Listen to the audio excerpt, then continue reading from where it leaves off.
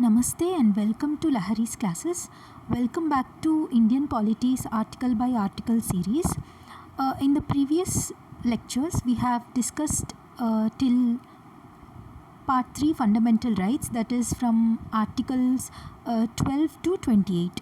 This will be the final and third lecture on fundamental rights, wherein we will be discussing about articles 29 to 35. So let's begin.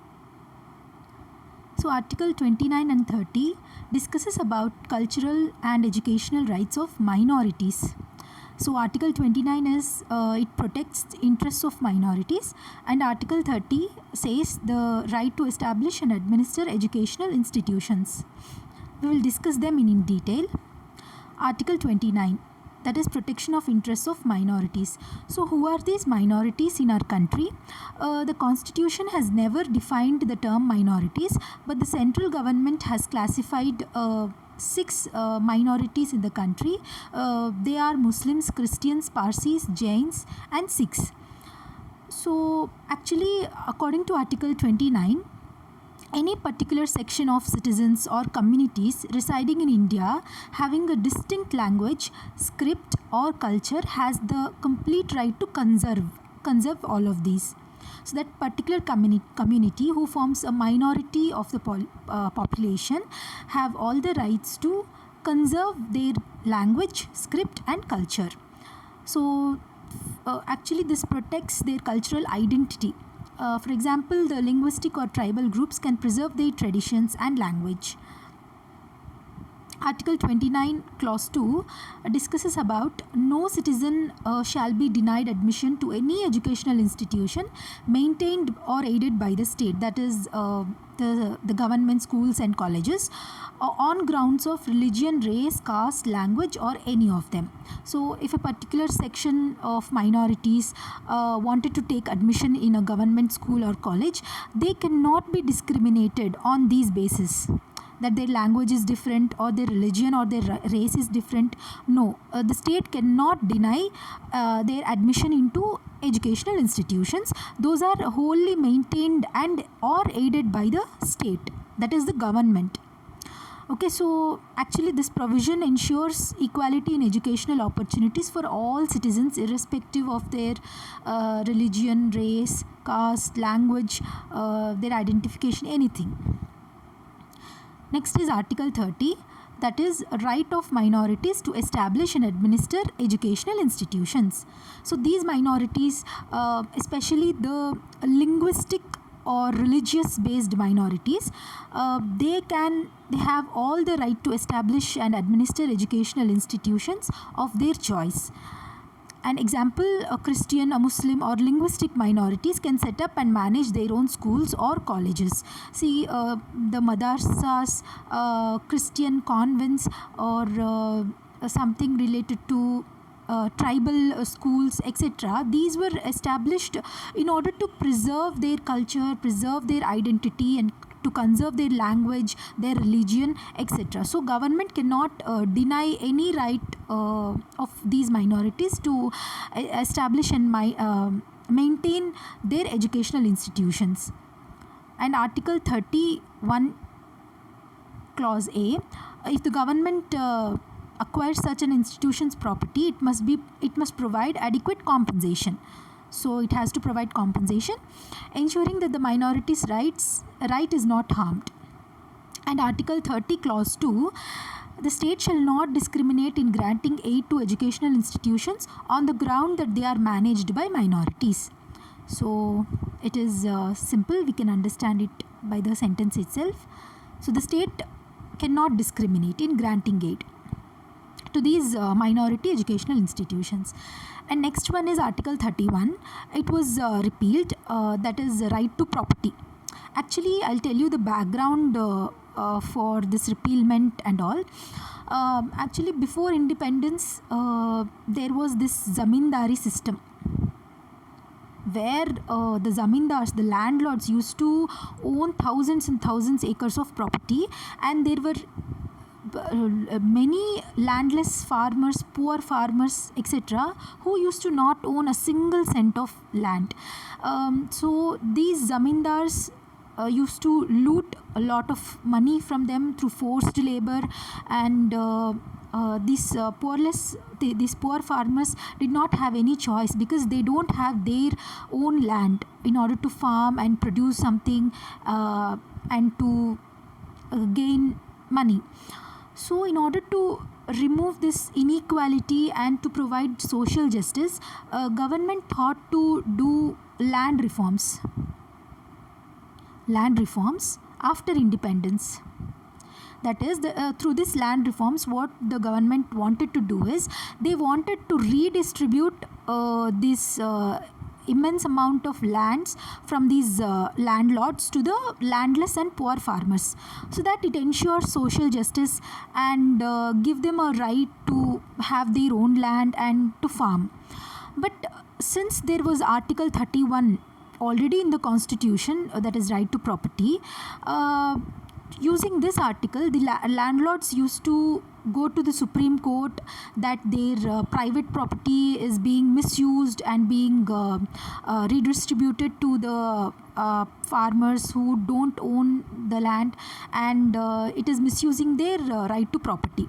So these kind of cases went on and continued for so many years. Finally, what the government thought was, it thought to repeal this property itself by 44th Constitutional Amendment Act 1978, and to place this article as a legal right under Article 300A, but not as a fundamental right. So it is a right, but it is no more a fundamental right. So that was the background. And in order to protect this, again, Article 31A, 31B and 31C were also brought into the constitution through amendments. So what does this Article 31A do is, it saves the laws providing for acquisition of estates, lands, etc. Basically the private property for land reforms, to protect the land reform laws, that is to abolish zamindari system from being challenged as violating fundamental rights, especially Article 14 or Article 19. So basically, if the government makes a law that it wants to take away this land, for example, there are lots of highways being constructed and constructed in the country. For that purpose, the government may take the land from the landowners and give them some compensation. Now, if you own some property of land and a national highway passes through that your land, then government has all the rights to take that land and give you some compensation and construct a road alongside your land. You can't go to the Supreme Court that my fundamental right has been violated and all. No. So for that purposes, to make such laws and to protect that kind of laws, Article 31A was brought. So it cannot, since this property, this infrastructure, roads, or any public purpose matters, if the government wants to acquire the property, they can, because it is for public welfare, not for the government. So such a law cannot be struck down in the court for violating the right to equality or property. So actually 31A was added by First Constitutional Amendment Act itself in 1951. So basically it protects, this Article 31A protects the laws, the land reform laws from being challenged in Supreme Court, and such a law cannot be struck down in the court. Next is Article 31B. This is an important one. It is validation of certain acts and regulations. So even after doing even after making the right to property as a legal right and all, removing its fundamental rights, as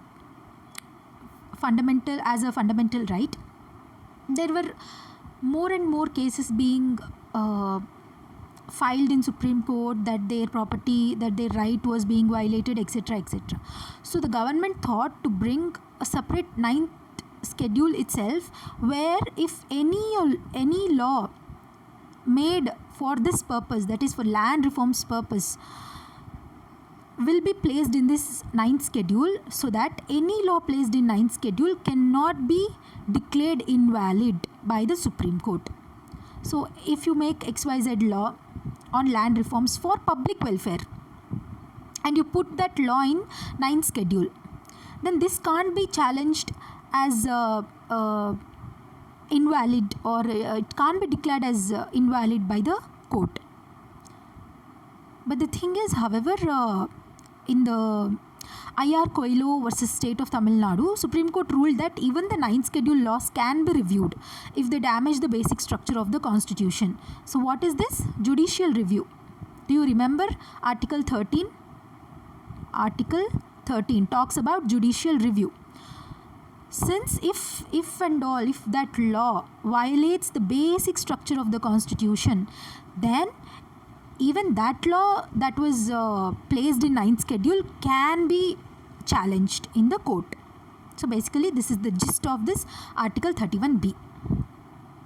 And this was also added by First Constitutional Amendment Act. Next is Article 31C, that is saving of laws giving effect to certain directive principles. So what does this mean is, Article 39B and 39C are part of directive principles of state policy, where they talk about redistribution of wealth and prevention of economic concentration, which is, a person who owns thousands and thousands of acres of land, and there is another person who does not even hold a single cent of land. This is a complete unequal system, unequal situation, which is not at all good for the society's health, for the society at large. So in order to protect those laws made to implement these two articles, that is Article 39B and 39C, this Article 31C was brought. So if the government makes some ABC law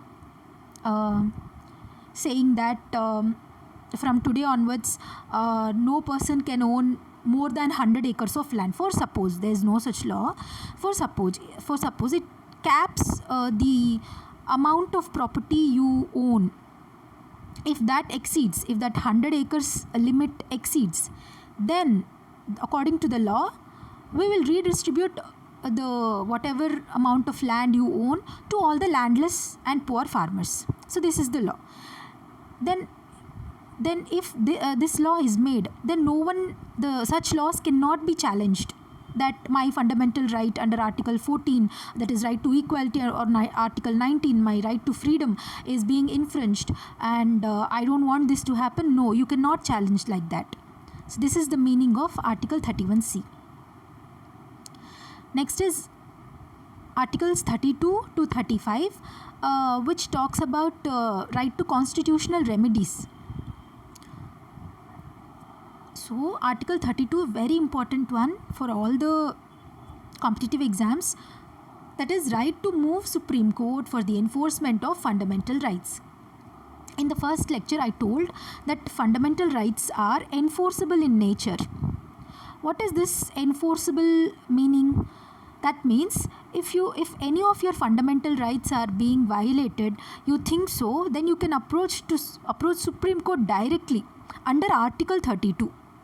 Okay, that this so and so fundamental right is being violated, I want my fundamental right back, please make it enforceable to me.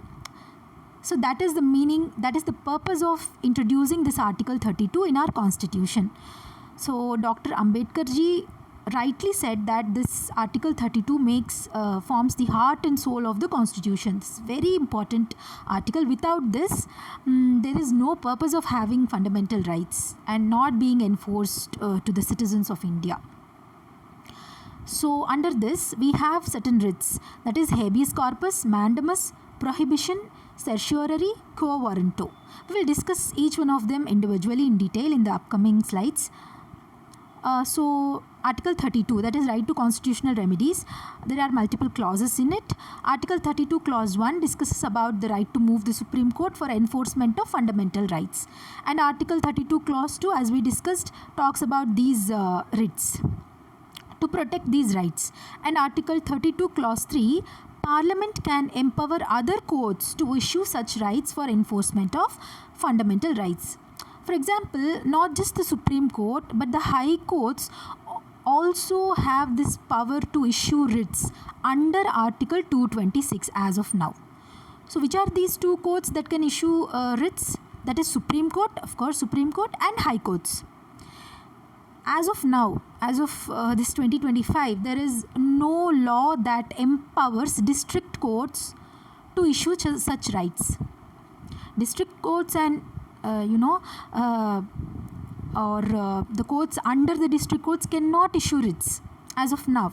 But in future, if the Parliament wants to make such a law that other courts, even the district courts or the other courts, other small courts under the district courts can issue rights, they can the Parliament can make that law. So it is up to the Parliament whether to empower other courts to issue such writs for enforcement of fundamental rights. As of now, Supreme Court Article 32, High Court under Article 226 can issue writs, writs, W-R-I-T-S, writs, to make the fundamental rights enforceable. And this is Article 32 clause 4, that is right cannot be this right cannot be suspended except during a national emergency, that is as per Article 359. So unless there is a national emergency, none of these rights under Article 32 can be suspended. Okay, in national emergency they can be suspended, but if no such emergency is present, everything is going well, then nobody can take away this right from you. We will discuss each of these writs under Article 32 clause 2. So first one is habeas corpus. Always remember these terms: habeas corpus, mandamus, certiorari, quo warranto. These are Latin words. Actually, these are Latin words. Their literal meanings in English are like this. That is habeas corpus, that is you may have the body. That is to protect the personal liberty against unlawful detention. The court orders the authority holding a person to produce them before the court and justify the detention. For example, if a police detains someone without charge or even without going by the procedure established by law, they detain someone arbitrarily without any reason, then any of their family members or the person can go to the court, that is Supreme Court or High Court, to issue orders to this police that the detained person must be released immediately. That is to have the body. You may have the body, habeas corpus. Next is mandamus. That is we command. We know the meaning of command. What is command is? That is the court can compel a public official or authority to perform their legal duty. Meaning issued when an officer or government body fails to do something, the law acquires them to do so. So in simple words, let's say there is a government officer who refuses to grant license to you. You fulfill all the conditions, you passed all the tests, but that particular officer refuses to grant you the license. Or say there is a government officer who refuses the pension for old people. Anything for that matter, they are not obeying the order. They are not they are failing to do something that the law requires them to do so. In such cases, we can approach the court and the court issues mandamus. That is, we command. The court commands to do the government body's duty immediately. Next is prohibition. That is to forbid, to prevent something from happening. That is to stop a lower court or tribunal from acting beyond its authority or jurisdiction. Okay, so it is issued before the act is done to prevent illegal proceedings. Before something illegal happens, before itself, this prohibition is issued by the higher court to the lower courts to prevent anything illegal proceedings. If a district court tries to hear a case that only a high court can, then the high court or supreme court can issue prohibition to stop it. That is, as we discussed before, district courts has no right to issue writs, right? So if the district court goes beyond this provision and tries to give the writ to some person, then that is absolutely illegal. That is against the law. There is no such law that says that district court can give writs. No. So in that case, the high court can issue this prohibition order to that lower district court to stop it immediately, and stopping it from acting beyond its authority. That's not its authority. Issuing writs by a district court is not its authority. So that was an example. Next is certiorari. Certiorari means to be certified. That is the higher court or the supreme court to quash or cancel the order of a lower court or tribunal that acted without jurisdiction or violated natural justice. So if a tribunal passes an order against someone without giving them a hearing, the high court or supreme court can quash it. That is to cancel, just to cancel the order by issuing a certiorari. So it is issued after the act is done. See, the prohibition is before the act is done to prevent the illegal proceedings, and the certiorari is after the act is done to correct a legal error. Okay, remember that. Next is quo warranto. That is by what authority? It questions by what authority. The statement itself says it is questioning. So the higher courts, that is Supreme Court or High Court, questions the legal authority of a person holding a public office. That is, the court asks, by what authority are you occupying this position? See, if some person who does not even fulfill the qualification of being a lawyer, let's suppose, and he illegally practices, he says that he's a lawyer, or he tries to practice in a court, or by making some forgeries, etc., some illegal things. In such cases, the court can issue this quo warranto to that person who is occupying the position without fulfilling the required qualifications. So quo warranto, that is by what authority? Remember. Let's summarize all of these once again. Habeas corpus, that is to have the body of, that is to release someone from unlawful detention, unlawful and arbitrary detention. Next is mandamus, that is to command to perform public duty. If the government officer is disobeying to do his work, then the court can command him to perform his public duty. Next is prohibition, which is the higher court stops the lower court from exceeding its authority. That is before the orders being given, before the act is performed itself. Next is certiorari, transfer case for review. That is after the act has been done. Next is quo warranto, that is by what authority? It questions the legality of holding a public office. If some person is illegally holding a public office, then the court questions him and takes necessary actions. Restrictions and suspension. Writs can be limited by national emergency, as we discussed before, that is under Article 359.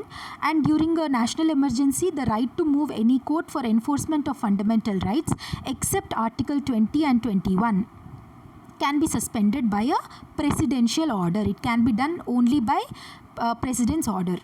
So these rights also are not absolute. They have certain restrictions. Those are national emergency. Under the national emergency, these writs can be limited, and during national emergency itself, the right to move any court for enforcement of fundamental rights except Article 20 and 21 can be suspended by a presidential order. Next, Article 33 and 34, restrictions and safeguards during extraordinary situations. These extraordinary situations may mean some martial law or some emergencies or some public disorder being happening. Article 33, power of Parliament to modify the rights of certain forces. Parliament has the power to restrict or modify the fundamental rights of certain groups to ensure discipline, duty and national security. It applies to armed forces, that is Army, Navy, Air Force and police forces also. Intelligence or counter-intelligence organizations, persons employed in maintaining public order like paramilitary forces, etc. They can, you cannot have, it's said that army people, some people in armed forces cannot have their public social media platforms, and they don't have absolute rights to voice their concerns or anything openly. It goes against the fundamental rights, and because in order to protect the nation's security and integrity. And also Article 34, on similar lines, there are certain restrictions on rights while martial law is in force. What is this martial law? Martial law is applied when the public order is disturbed and it could no longer be handled by the government or the police, the local police. Then the martial law is introduced, and it means the civil administration completely fails and this military rule takes over during war, rebellion or large-scale violence. So it is an extraordinary situation, and the Article 34 allows the Parliament to impose restrictions on fundamental rights in an area where martial law is declared. Say if an army person is there or a soldier is there, he cannot form unions and protest against his seniors' orders. He can't protest to do so. He have to go by the orders of his seniors, right? He can't protest or he can't form unions unlike the civilians do, because it ensures that military actions taken to restore order are not legally questioned later within the limits. Next is Article 35, legislation to give effect to the provisions of fundamental rights. So the Constitution has beautifully given all of its citizens fundamental rights, but in order to enforce them to its citizens, laws must be made by the Parliament. Only Parliament can make the law, not the state legislatures, and only Parliament has the power to make laws to give effect to certain fundamental rights. This ensures uniformity across India in how these rights are applied and protected. See, whether you are in Tamil Nadu or you are in Punjab or you are in Assam, any state for that matter, this parliamentary law is uniform. So you can't go to to one of the states and say, here my fundamental rights won't be applicable, and in some other state my fundamental right is applicable. No, it is not like that. It is uniform throughout the country. Next is Parliament's exclusive power covers laws under Article 16(3). That is, we have already learnt Article 16 Clause 3 to decide residence-based qualifications for certain government jobs. Parliament can make rules saying some local jobs may be reserved for residents of a state or union territory. For example, there is this Lakshadweep, Andaman Nicobar Islands. These are union territories, Puducherry, etc. The Parliament can make a law that only the locals living here should be given an opportunity to take exams for the jobs in that particular territory. Parliament can make such laws, and nobody can go and to the court that I am a resident of Andhra, I want to take the exam, the local exam in Lakshadweep, my fundamental right is being infringed. No, it is not like so. If the Parliament makes a law that only the residents of that particular state or union territory are allowed to take up that job, then only those people can take up the job, not others. laws under Article 32 Clause 3 to empower other courts besides the Supreme Court to issue writs for enforcement of fundamental rights. As I said before, the Parliament can make a law that a district court can issue writs or a tribunal can issue writs. It did not happen till now, but the Parliament has the power to make such laws. It is the meaning of this article. Next is laws under Article 33 and 34 to modify or restrict fundamental rights for armed forces and during martial law situations. So any law required to give effect to fundamental rights in Part 3, like those dealing with abolition of untouchability or forced labor. Like we have Prevention of Atrocities on SCs and STs Act, which was made by Parliament itself, and also to prohibit forced labor, Parliament can make law. So these laws will give effect to fundamental rights. So Article 35 exists because to maintain national consistency, so that fundamental rights are protected uniformly across all the states in the country, and to prevent conflict between state and central laws regarding fundamental rights. If one state says this fundamental right can't be enforced, and the other state says this can be enforced, there comes a conflict. So in order to prevent all of these and to maintain uniformity across all the states, Parliament only has the right to make laws on fundamental rights. So this is all about fundamental rights. So by this we will conclude with fundamental rights lectures. So next in the series we have part 4. We will discuss about directive principles of state policy, that is from articles 36 to 51 in detail. And so this is it. For whoever those watched till the end, thank you so much for watching, and all of those who are liking the videos and subscribing to my channel, I have heartfelt gratitude for all of you. Thank you so much, and please subscribe for more Indian polity lessons. There are more such lessons coming up in this article by article series. So till then, God bless you all. Jai Hind.